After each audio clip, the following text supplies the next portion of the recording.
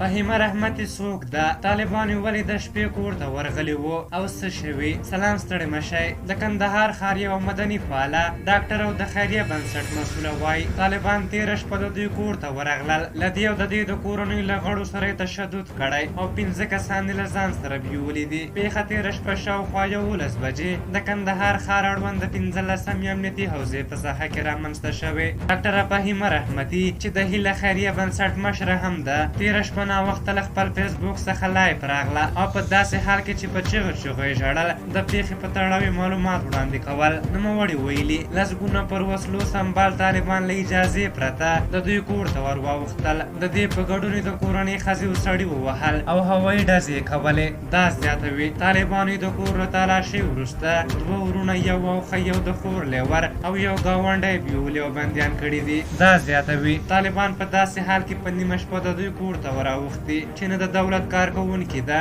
او نه یې په کور کې وسله لرله، بلکې د یو خیریه بنسټ د مسؤلې په توګه یې تل د طالبانو د کورنیو په ګډون د بېوزله وګړو لاسنیوی کړی دی. د دې په خبره یوازې مشر ورور د تېر نظام په ملي امنیت ریاست کې کار کاوه، خو د شخصي دلایلو له مخې 6 میاشتې مخکې دنده پرېښې وه. خو دې وویل طالبانو عمومي عفو اعلان کړې ده، نو بیا ولې خلک ځوروي او په نیمه شپه یې کورونو ته وراوړي؟ رحمتي طالبان مخاطبوي او وایي ولې وحشت خپروئ؟ آیا حکومت داسې کیږي؟ ولې مو له وطن څخه فرار ته مجبوروئ؟ آیا د اسلام دین داسې کړنو ته اجازه ورکوي؟ ماته د دریو هېوادونو لخوا د کډوالۍ بلنه راغله او مې نه منله. ما ویل چې وطن ماته اړتیا لري. فهیمه رحمتي له تېرو څو کلونو راهیسې د هیله خیریه بنسټ له لارې د کندهار له سلګونو کورنیو سره مرستې کړې. دغه راز د کندهار د وروستیو جګړو پر مهال نه یوازې سلګونو بې ځایه شوو کورنیو ته مرستې راټولې کړې، بلکې د سلګونو ناروغانو وړیا درملنه یې وکړه. دا زیاتوي پر دې هر څه سربیره نن له دغه حالات سره مخ ده. خو طالبان څه وایي؟ د کندهار د اطلاعاتو امیر رحمت الله نړیوال د دې پیښې په تړاو وایي تېره شپه طالبانو ته داسې معلومات رسېدلي وو چې ګواکې د کندهار ښار د 15مې امنیتي حوزې په یو کور کې